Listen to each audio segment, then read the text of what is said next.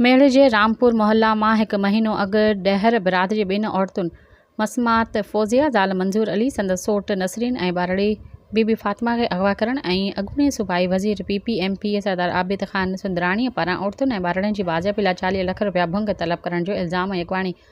अॻूणे सूबाई वज़ीर सरदार आबिद सुंदराणीअ ख़िलाफ़ मेहड़ थाणे ते केस औरतुनि खे अगवा करण ऐं 40 लख भंग घुरण वारा केस दाख़िल करण बाद अगवा जणियल औरतूं बाजियाब नाहिन थी सघियूं। अगवा केस में फरियादड़ मसमात फौज़िया जी अमड़ मसमात हमीदा ख़ातून पाक किताब खणी दाहींदे चयो आहे त मुंहिंजी धीअ जो मुड़ुसु मंज़ूर चांडियो PPMP सरदार ख़ान चांडियो खे साण करे सरदार आबिद सुंदराणी खे ॾिनो वियो आहे। मूंखे मालूम थियो आहे त हुननि उते सरदार खे यकीन ॾियारियो आहे त खेसि केस लिखी ॾींदा।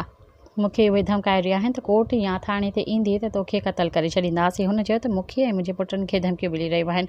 मुंहिंजी न्याणी खे आबिद सुंदराणी धमकाए रहियो आहे ऐं मूं को बि केस नाहे ॾिनो। हुन इल्ज़ाम हणंदे चयो त नवाब सरदार ख़ान चांडियो पारां सरदार ख़ान आबिद सुंदराणी खे चयो आहे त अव्हां भले छोकिरियूं मारे छॾियो। हुन चयो त अगरि ईअं थियो त मां SSP ऑफिस आॾो पाण खे ॿाहिरि ॾेई सारी छॾींदसि। हुननि आर्मी चीफ DIG हैदराबाद ऐं IG सिंध खां घुर कई आहे त मुंहिंजी अगवा थियल न्याणी खां बाज़ाइब कराए वञे। सब्सक्राइब कयो अवामी न्यूज़ HD खे ऐं ताज़ा तरीन ख़बरुनि लाइ ॾिसंदा रहो अवामी न्यूज़ HD।